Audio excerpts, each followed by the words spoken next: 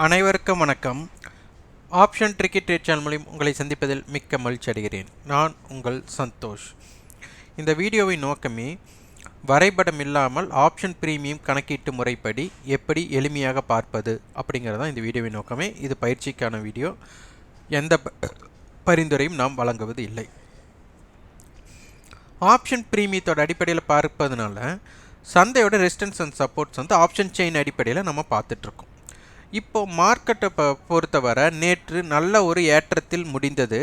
அந்த ஏற்றத்தில் இருந்தபொழுது கூட நம்ம என்ன பார்த்தோம்னா, ஒவ்வொரு ஆப்ஷனோட பிரீமியத்தில் எதிர்பார்ப்பு விலை இருவருக்குமே சமநிலையில் இருக்குது. அதாவது வந்துட்டு ஒரு விளையாட்டு போட்டியோட போட்டியாளர்கள் அப்படின்னு சொல்கிறவங்களுக்கு ரெண்டு பேருக்குமே சமபலம் அப்படிங்கும்போது அந்த சமபலத்தோட போட்டி எப்படி இருக்கும்? அது வந்துட்டு இருவருக்கும் இழுபறியாகத்தான் இருக்கும். அதுபோல் நேற்று சந்தை ஏறுமுகத்தில் நல்ல ஏறுமுகத்தில் முடிந்தாலும் அதனுடைய எதிர்பார்ப்பு விலையானது மிகவும் சமமாக இருந்தது. அதனால தான் நம்ம சொன்னோம், மிகப்பெரிய கேப் அப் கிடைக்கக்கூடிய வாய்ப்புகள் மிக குறைவு. ஆனால் மார்க்கெட் நல்லா ஏறிதான் முடிஞ்சது. இருந்தாலும் அந்த எதிர்பார்ப்பு விலை வந்து சமநிலையில் இருந்ததுனால போட்டியாளர்கள், இப்போ நம்மளுக்கு கால் ஆப்ஷன் புட் ஆப்ஷன் தான் போட்டியாளர்கள், அப்போ இவங்களுடைய போட்டியாளர்களோட சம வாய்ப்புனால இழுபறியாகத்தான் இருக்கும் அப்படிங்கிற எண்ணத்தில் தான் நம்மளுக்கு வாய்ப்புகள் மிகப்பெரிய கேப் அப் கிடைக்கக்கூடிய வாய்ப்பு குறைவு அப்படின்னு நேற்று வீடியோவில் சொல்லியிருந்தோம்.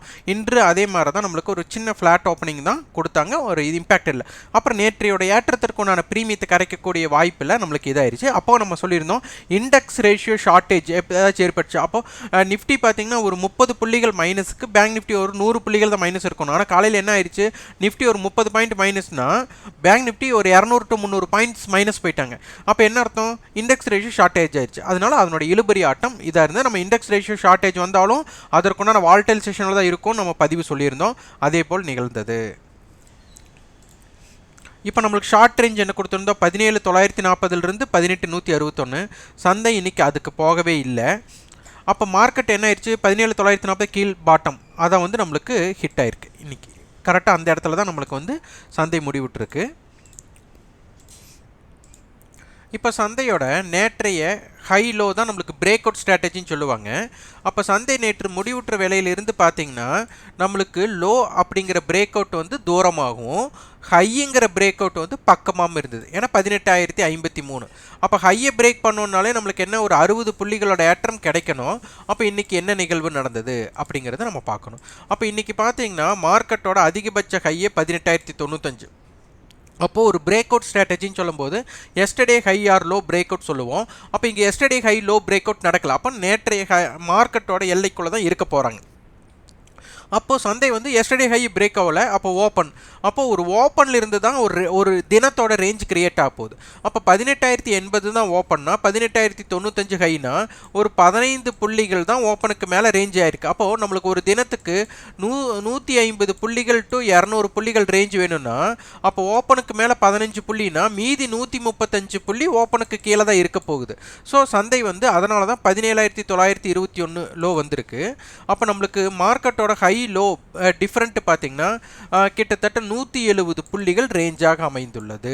ஸோ இதை வந்து எளிமையாக சந்தையோட ரேஞ்சும் ஆப்ஷன் செயின் அடிப்படையில் நம்ம எளிமையாக எடுத்துக்கிட்டாலே மார்க்கெட்டோட மூமெண்டம் நம்மளுக்கு தெரிந்து கொள்ளலாம்.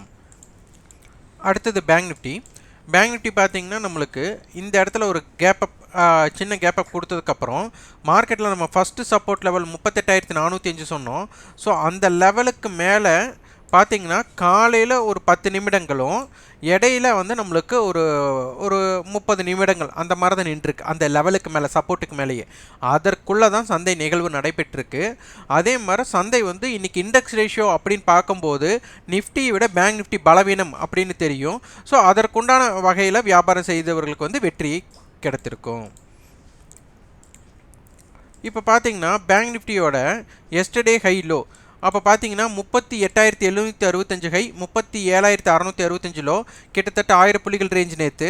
அப்போ இன்றைக்கி வந்து எஸ்டர்டே ஹையோ லோவோ பிரேக் பண்ணியிருக்கா அப்படின்னு நம்ம கேட்கும்போது எஸ்டர்டே ஹை அப்படிங்கிற இடத்துக்கு நம்மளுக்கு போயிருக்கு. இப்போ பார்த்தீங்கன்னா 38,759 ஹை, நேற்றைய ஹை பார்த்தீங்கன்னா 38,765. அப்போது மார்க்கெட் வந்து எஸ்டர்டே ஹையை பிரேக் அவுட் நடக்கல. அப்போ பிரேக் அவுட் நடந்து அதற்கு மேலே நிலை பெற முடியல.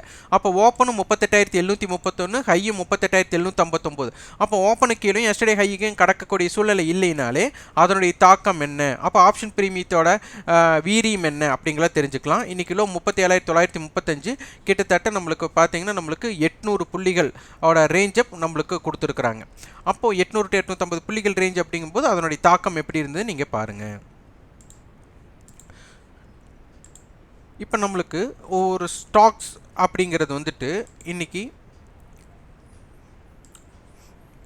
ப்ரீ ஓப்பன் மார்க்கெட் என்ன நடந்தது அப்படிங்கிறத ஃபர்ஸ்ட் பார்க்கலாம்.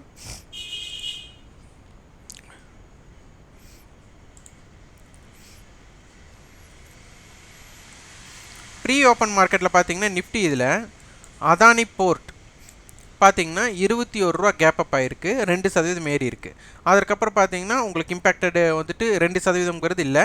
அப்போ பவர் கிரிட், ஓஎன்ஜிசி, அதானிபோர்ட், ஸோ அவங்களோட தாக்கம் இன்னைக்கு எப்படி இருந்ததையும் நம்ம பார்க்கலாம்.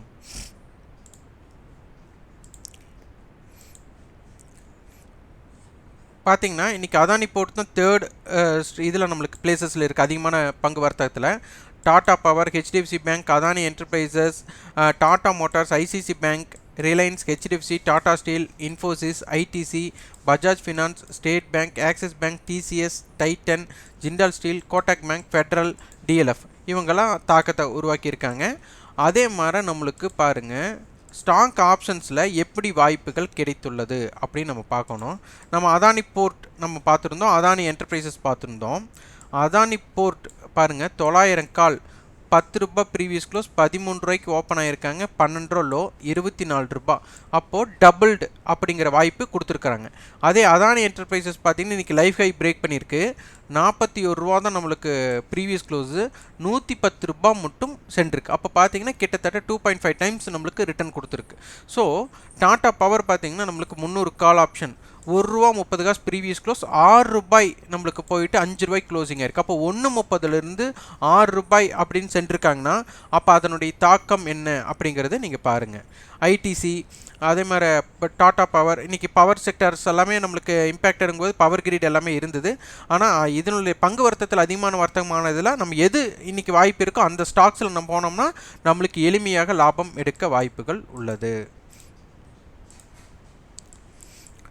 நிஃப்டியோட நாளைக்கு ஷார்ட் அண்ட் வைட் ரேஞ்ச் அப்படின்னு பார்த்துட்டோம்னா குறுகிய எல்லை 17,863லேருந்து 18,040, வைட் ரேஞ்சுனா 17,773லேருந்து 18,127. சந்தையோட ரெசிஸ்டன்ஸ் பார்த்தீங்கன்னா 17,989, 18,040, 18,133. Support level 17,922, 17,864, 17,765. பேங்க் நிஃப்டியோட குறுகிய எல்லை அப்படின்னு நம்ம பார்த்துட்டோம்னா 37,730லேருந்து 38,310, வைட் ரேஞ்சுனா 37,520லேருந்து 38,680. மார்க்கெட்டோட சப்போர்ட் ரெசிஸ்டன்ஸ் பார்த்தீங்கன்னா ரெசிஸ்டன்ஸ் 38,065, 38,254, 38,592. Support level 37,855, 37,682, 37,373. ஸோ எளிமையாக சந்தையை ஆப்ஷன் பிரீமியத்தின் மூலியமாகவே கணக்கிடுவது எப்படி அப்படிங்கிறக்குண்டான கட்டண பயிற்சி நம்ம கொடுத்துட்ருக்குறோம். அது ஏப்ரல் 8ஆம் தேதி துவங்குது. விருப்பம் உள்ளவங்க வந்துட்டு 9842610908 என்ற அலைபேசி எண்ணுக்கு தொடர்பு கொண்டு அதன் விவரத்தையும் உங்கள் விருப்பத்தையும் பதிவு செய்து கொள்ளுங்கள். தமிழ் வருட பிறப்பை முன்னிட்டு நம்மளுக்கு வந்துட்டு சலுகைகள் கொடுத்துருக்குறோம். அது என்ன சலுகைங்கிறது நீங்கள் தெரிந்து கொள்ளுங்கள், கேட்டு தெரிந்து கொள்ளுங்கள். இந்த வீடியோ உங்களுக்கு பயனுள்ளதாக இருந்தால் லைக் பண்ணுங்கள், ஷேர் பண்ணுங்கள், சப்ஸ்கிரைப் பண்ணுங்கள். கண்டிப்பாக உங்கள் ஃபீட்பேக்கை கமெண்ட் பாக்ஸில் பதிவு பண்ணுங்கள். நன்றி, வணக்கம்.